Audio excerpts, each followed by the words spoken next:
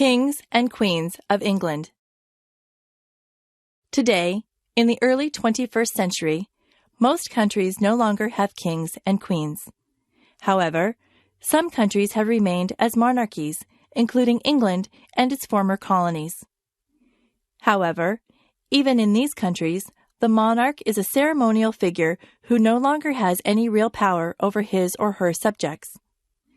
These countries are called constitutional monarchies because they are democracies in which the monarch remains the official head of state. Many years ago, the kings and queens of England did have real power, but gradually this power was transferred to the people and their elected officials. It is interesting to examine how this transition occurred. Even in very early times, the King of England did not have absolute power. He was the most powerful man in the country, but he could not entirely force his will upon others.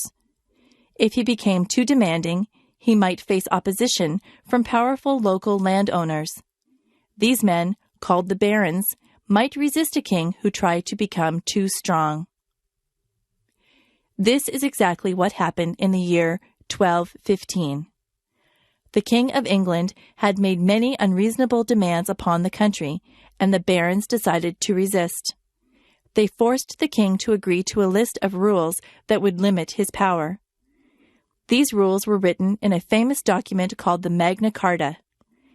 This document described not only the rights of the barons, but also of the common people of England.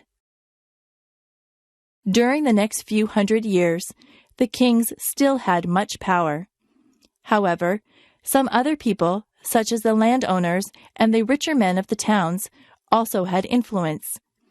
Their meetings became known as parliaments, and the king had to share power with the parliament. During the 1640s, one king tried to rule without parliament and tried to take away the rights of parliament. This led to a civil war, and the king was defeated. England soon became a monarchy again, but it became clear that Parliament would have more power than the king. Until the 20th century, the parliaments of England became more democratic as more and more people were allowed to vote. Today, England still has a constitutional monarchy, but not all English-speaking countries recognize the English Queen. For example, the United States became an independent country over 200 years ago and has become a republic ever since. In some countries, there is a debate about the future of the monarchy. Canada, Australia, and New Zealand still recognize the Queen of England as their own queen, even though those countries are no longer governed by England. Many people in those countries want to abolish the monarchy. They believe that their countries should now have their own head of state. On the other hand, some people in those countries want to keep the monarchy because it reminds them of their country's early history.